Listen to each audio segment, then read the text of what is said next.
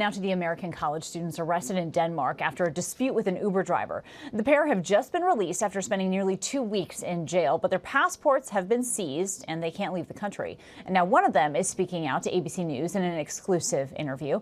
ABC News chief international correspondent James Longman has more. Those two American college students who were arrested in Denmark after an alleged altercation with an Uber driver are no longer in custody, and one of them is speaking out. I feel good. I'm glad that the High Court ruled in our favor today and allowed us to be released from the prison. And it feels good to be with my family. It was on March 31st when Owen Ray and his friend, who wants to remain anonymous, say they took an Uber back to their hotel, but realized they'd put in the wrong address and opted to cancel the ride. After we got out of the car, we walked a few blocks away. The Uber driver then drove around. He found us.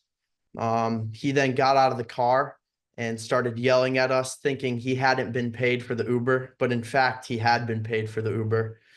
He then got in our faces and was saying, "I'm going to call 10 guys." We said, "We've done nothing wrong. We've done nothing wrong."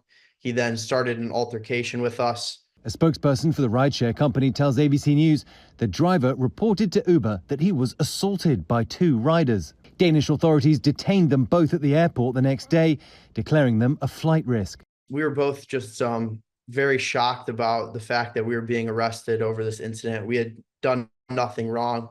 We were the victims of an attack. Ray says they spent the next 2 weeks in a Danish prison. There were two of us in a pretty small jail cell.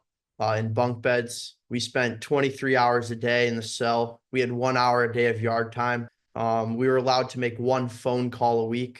The college student says their passports have been confiscated, but they haven't been charged. It's now an anxious wait for their families for what comes next. I'm not entirely sure on what the status is of the case at the moment. The Danish legal system hasn't been entirely clear about what's happening, but for as far as I know at the moment, we're still waiting for either the investigating police to decide not to pursue the case or for a trial date to be set. For Ray, he's hopeful he can be back home before May. I'm just going to try and, stay in a positive attitude and hope that they can resolve the case. All right, thanks to James Longman for that interview.